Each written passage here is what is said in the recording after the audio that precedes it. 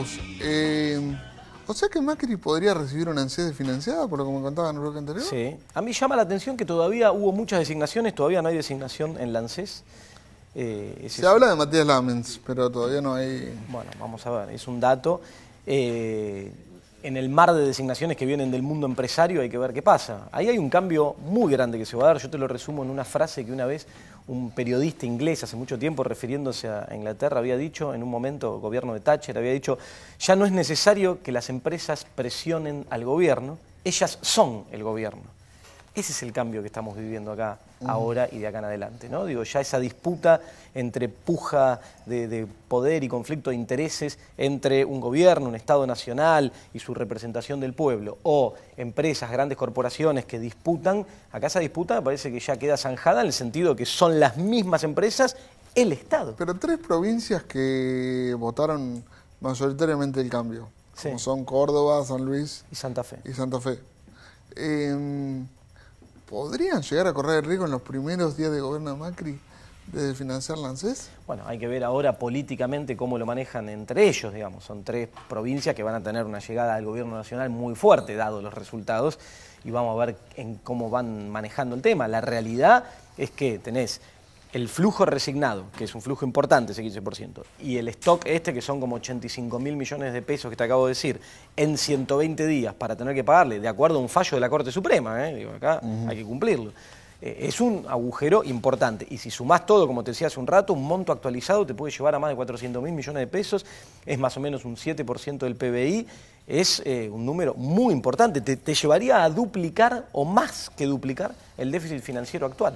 Mucha plata. Uf, muchísimo. Ahora te pregunto, yo tengo un auto para vender hoy, un auto 2013, 2014 para vender hoy. Yo a vos te compraría un auto. Viste Gracias, que generalmente uno mide a quién le compra. Gracias, amigo, pero yo tengo un auto para vender hoy, liberado hoy para vender. Lo vendo, lo guardo, espero. Y hoy es un momento de espera, porque la verdad es que... ¿Hasta cuándo espero primero? Y primero hasta el 10 de diciembre, porque ahí tenés un punto de una incertidumbre muy fuerte que genera contradicciones dentro del propio espacio económico. Vos fíjate que no es casual que no haya designado un ministro de Economía, sino que designó, un ministro de Hacienda y Finanzas, que es Alfonso Prat-Gay, pero un equipo de 6 ministros que van a coordinar, con un coordinador que va a estar en la jefatura de gabinete, una cosa muy de conjunto que te marca claro que no hay un acuerdo sobre este tipo de cuestiones. Y hay diferentes visiones dentro de este equipo económico hacia... Ahora, ¿espero hasta el 10 y el héroe largo o espero un poco más? Y porque, mira, ¿sabes por qué te digo el 10? Porque ahí hay una visión vinculada al shock o al gradualismo.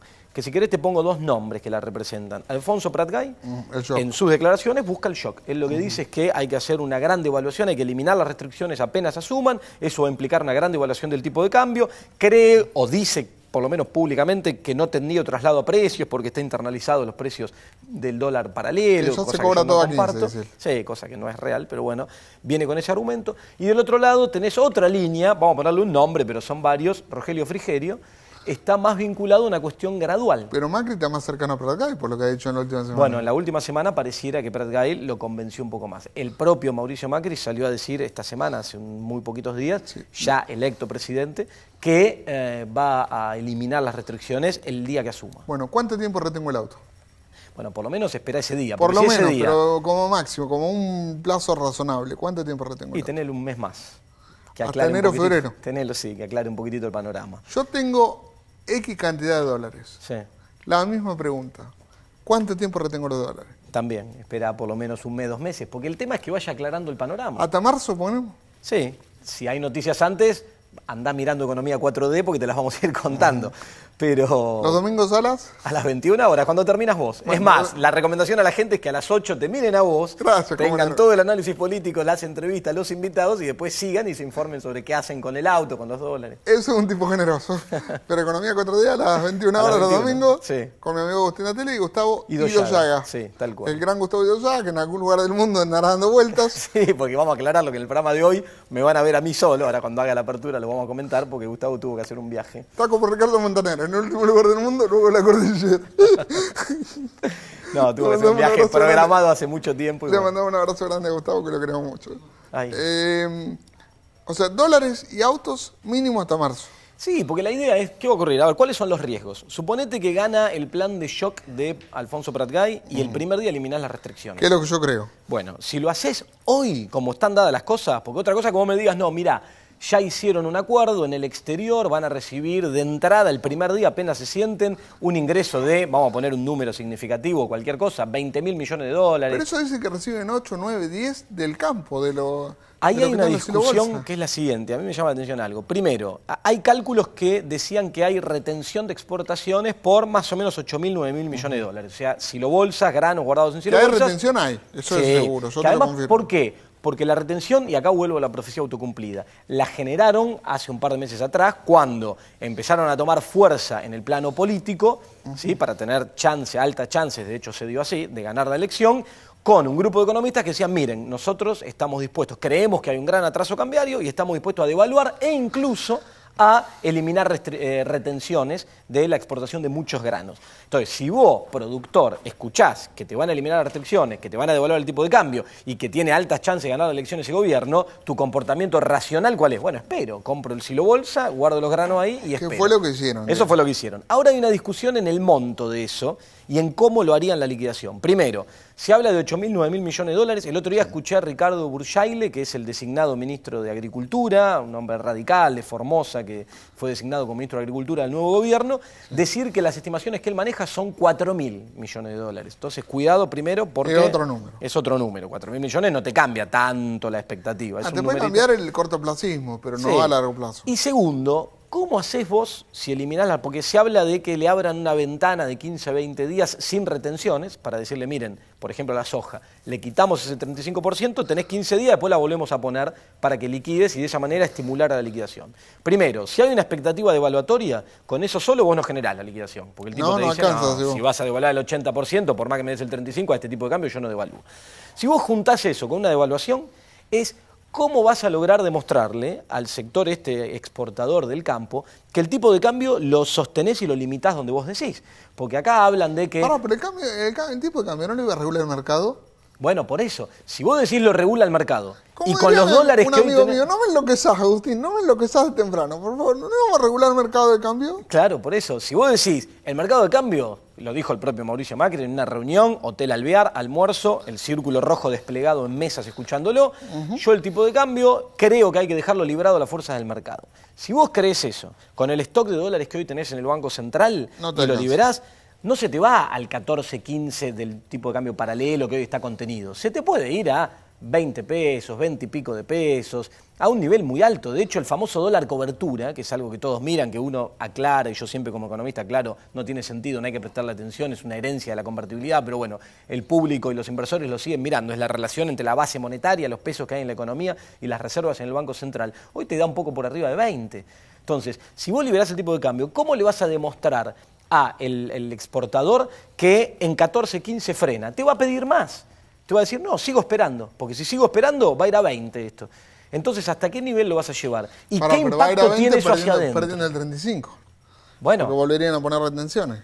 pero frente a una evaluación de esas características estamos hablando más del 100%. Entonces, ahí entra una puja de conflicto de intereses de un lado y del otro que no es sencilla. Entonces, no es que yo libero, y además estamos obviando en este análisis breve que estamos teniendo el impacto hacia adentro.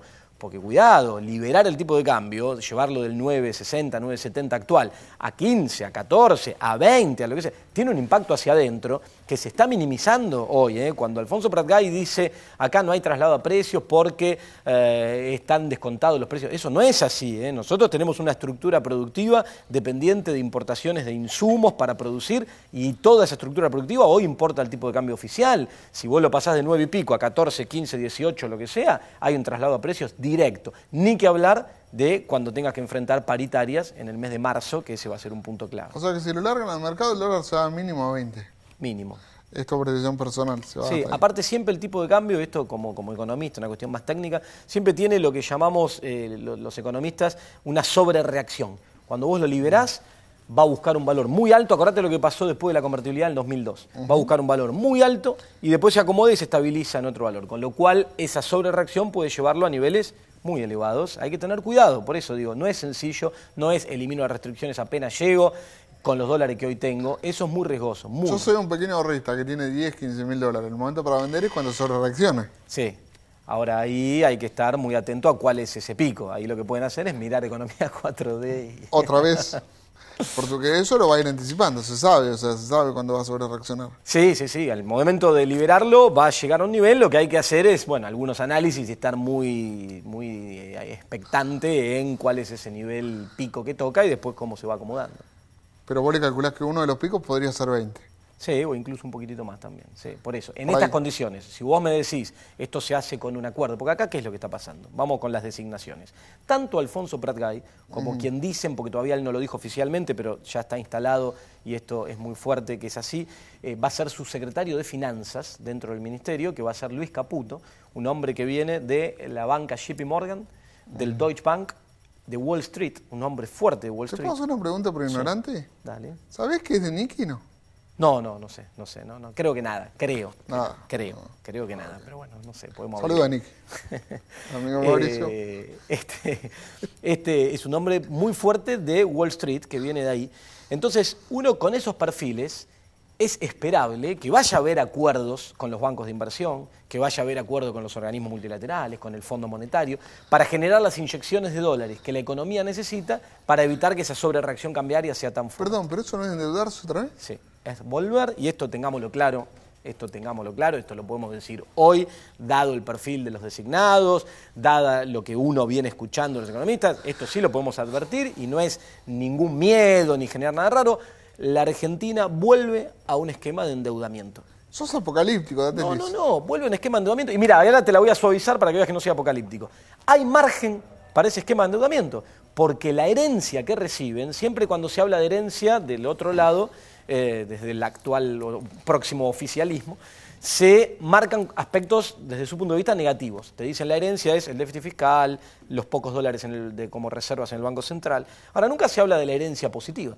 Una de las herencias positivas, además de los grandes cambios que ha habido en materia de política social, etcétera, es el desendeudamiento. Entonces vos tomás una economía que tiene un nivel de deuda en dólares en relación al PBI de alrededor del 10%. Bajísimo, inéditamente bajo, no solo en nuestra historia económica, sino hoy a nivel internacional. Hoy a nivel internacional muchos países de Europa tienen crisis de deuda, niveles de deuda en relación al producto de 140, 160%. Nosotros en dólares es de apenas del 10%. Entonces, ¿hay margen para salir y endeudarse ahí? Sí lo hay. Sí. Este perfil de estos Pero tipos que estaríamos van a... retrocediendo. Bueno, a ver, margen hay. ¿Qué es lo que hay atrás de esto? Condicionamientos. Y eso lo sabemos, vos lo sabés, yo lo sé, todos los argentinos que nos están mirando lo saben porque lo vivimos al final de la década del 90. Cuando vos vas a un esquema de generación de dólares financieros en los mercados internacionales, esos dólares vienen con condicionamientos. Esto es así, como lo quieras ver, es así. Fondo Monetario Internacional, vos volvés ahora, Argentina no le debe $1 al Fondo Monetario Internacional. Desde que en aquel momento se tomó la decisión, fin de 2005, Néstor Kirchner el presidente, pagarle en efectivo todo lo que se le debía, alrededor de 10.000 millones de dólares, nunca más se contrajo una deuda con el Fondo Monetario. ¿El Fondo Monetario tiene ganas de volver a Argentina a ser acreedor? Obvio que sí, obvio, están esperando hace rato, muy contentos recibirían el llamado que les diga vamos a volver a un esquema de endeudamiento con ustedes. Y hablamos Ahora, absolutamente del recurso natural y de lo que viene después, ¿no? vienen las condiciones. Las condiciones, no hagamos historia porque dicen, no, te remontás al 2001 y si el mundo cambió o no cambió. ¿Cuál es la lógica que hoy está implementando el Fondo Monetario en Grecia, en España, en Portugal? La misma que llevó adelante durante la década del 90 en los países en desarrollo. La misma. Hoy, ¿qué le exige a España o a Grecia a cambio de asistencia financiera para poder mantener el nivel de deuda y no caer en un default? Le exige ajuste, le exige un montón de condiciones de privatizaciones, de recortes salariales, que ¿a quién afectan? A la población. Hoy esos países tienen un mercado interno debilitado, tienen caída de la inversión, tienen problemas de demanda y tienen tasas de desempleo del orden del 25 y del 27%. Son las tasas de desempleo que tenía la Argentina cuando explotó la crisis en el año 2001. Entonces, con esto digo, ¿hay margen para salir a tomar deuda? Sí. ¿Puede generar esto una bonanza de corto plazo y una sensación de bienestar ficticia de corto plazo como la generó en su momento a principios de los 90? También puede ser. Ahora, sepamos, y no miremos para otro lado, que todos estos condicionamientos empiezan a operar y que en el mediano plazo los vas a empezar a sentir. ¿Quién los va a pensar a sentir? El trabajador, la industria nacional, cuando empiecen a aparecer las políticas de ajuste, eso directamente te pega sobre la demanda. Si suben las tarifas, te pega sobre el ingreso disponible y te afecta la demanda y lo va a sentir el mercado interno. Bueno, vayamos advirtiendo esas cosas, sin ser apocalípticos, sin decir esto explota mañana. No, hay margen para que esto tenga un espacio y pueda desarrollarse. ¿El margen alcanza 4 años para no estar mal? Suponete que Macri toma deuda. Sí. ¿Llegamos a que termine los 4 años sin que nos haga pedazo? Sí, es más, podemos llegar a que termine los 4 años en un esquema parecido al que renovó su primer ciclo Carlos Menem en la década del 90, donde operó el voto licuadora, el voto Miami, ¿no? Un esquema similar. Puede llegar a darse.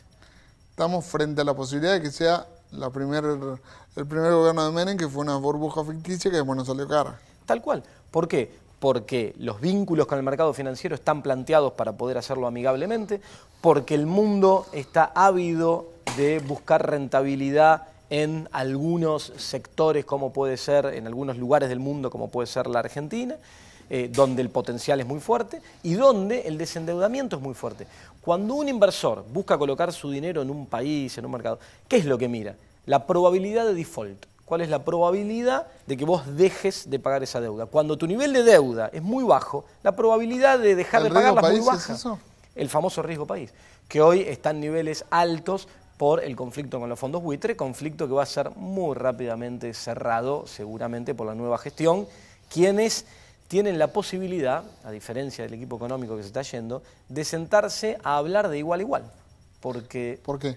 Pero porque las relaciones que tienen vienen de ahí. Alfonso Prat-Gay viene de Wall Street, viene de la banca JP Morgan, de tener un cargo muy importante en la banca JP Morgan, viene de ser un administrador de cuentas que quedó comprobado cuando fue la investigación con el HSBC y las 1040 cuentas no declaradas en el exterior, donde él aparece como administrador de las cuentas de Amalia Lacroze de Fortabat en el exterior, es administrador de carteras, viene de ese mundo financiero, con lo cual sentarse, o Luis Caputo, sentarse a hablar con estos fondos buitre es sentarse a hablar entre pares y ponerse de acuerdo. No es lo mismo que un equipo económico que tenía una clara línea opositora a los mercados financieros internacionales en general y a los fondos buitre en particular. Entonces, donde la disputa se planteaba desde el vamos. Ahora el acuerdo pasa por otro lado.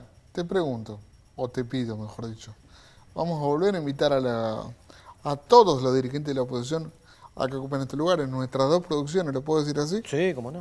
Nuestras 2 producciones se van a poner a trabajar a partir del lunes, algunas ya están trabajando, para que todo el espectro de lo que Cambiemos tenga lugares aquí en CN23. Ellos hablan de convergencia, de tener lugares, de gente que opine distinto, de la pluralidad de voces. Bueno, muy bien. Este es un lugar que claramente no opina como ellos, al menos hablo por En la Mira y por Economía 4D, Hablo específicamente por estos 2 espacios de CN23, que se abren hoy humildemente al juego y que les plantean, muchachos, acá tienen un lugar para venir a contarnos qué es lo que van a hacer con este país que reciben. Ojalá lo acepten, ojalá tengan una muestra de grandeza, que no tengo razones para dudarle de que la tengan, al menos no hoy. Y con todo respeto, Agustín, yo mismo los esperamos. Si es necesario, haremos programas especiales juntos, tanto de En la Mira como de Economía 4D, y nos juntaremos con ustedes. ¿No quieren venir a los 2? Vengan a cualquiera. Nosotros nos juntamos. Y ahí lo charlamos y lo discutimos y lo debatimos como se pueda. Vengan al que mejor les venga. Pero los espacios están abiertos. Sí. En mí van a encontrar siempre alguien con quien debatir. Lo han vivido durante el tiempo previo, durante todos estos últimos años, con argumentos, contrastando puntos de vista. La idea es que el que esté ahí del otro lado entienda, sin, y ya lo aclaré, sin buscar generar, desestabilizar por desestabilizar en sí mismo. Al contrario, buscar aportar, contrastar opiniones, definiciones y que el que esté del otro lado entienda. Ahora, sí hay que estar dispuesto a responder, Obvio. A responder por lo que se ha hecho y por lo que no se ha hecho. Porque ya conocemos 8 años de gestión del equipo de Mauricio Macri y hay cosas que no se han hecho nunca. Entonces, nosotros planteamos la apertura de los espacios con la posibilidad de preguntar con total libertad. ¿Se acuerdan de Queremos Preguntar? Bueno, hoy nos toca a nosotros. Hoy desde estos lugares, nosotros simplemente queremos preguntar. Los 2 últimos minutos son tuyos, Agus. Bueno, gracias, te agradezco. No, simplemente eso, me parece muy interesante tu convocatoria a que vengan a estos espacios que tenemos acá, a que se dé el debate, a que podamos preguntar, a que estén dispuestos a intercambiar ideas. Digo, sabemos que contrastamos, en mi caso, en la forma de ver la economía, en el caso de ambos, en la forma de entender la política, y sería muy interesante para que quien esté del otro lado vaya enterándose, analizando, pensando. Siempre el rol como comunicador que uno tiene es ese, tratar de disparar cuestiones para que el que esté del otro lado analice, razone, piense, entienda y vaya viendo para dónde va esto que es la política, esto que es la economía, que nos atraviesa a todos en lo cotidiano. Y también explicar cómo algunas grandes decisiones en materia de economía, en materia de política en general, nos terminan afectando y atravesando en lo cotidiano. Y creo que el rol nuestro, y por eso es importante el intercambio con ellos, que ahora van a estar a cargo del poder y de administrar y gestionar el Estado Nacional y los estados provinciales, la Ciudad de Buenos Aires, etcétera, poder contrastar, poder intercambiar ideas en este sentido y explicar cómo son las cosas. Me parece que ese es el camino que tenemos que transitar de acá en más, de la mejor manera posible, con argumentos, con intercambio, siempre bien intencionado. Y dispuestos a entender también, ¿eh? A escuchar y a comprender la otra posición, que tal vez sea incluso mejor que la nuestra, ¿eh? Nadie puede decir que no, porque todavía no han asumido. Ahora, yo quiero marcar un punto. El gobierno kirchnerista o peronista, como lo quiero llamar, nunca tuvo el poder absoluto. Ahora Cambiemos tiene la nación, la provincia y la ciudad. En cierta forma, es tener un poco el poder absoluto y el rol nuestro es diferenciar eso. Nos vemos a la vuelta de la vida. Gracias por venir, Agus, te quiero Gracias, mucho. Jorge. Quédense con Agus en Economía 4D. Hoy tiene un programa cargadito, muchachos, así que quédense a verlo, por favor. Chau.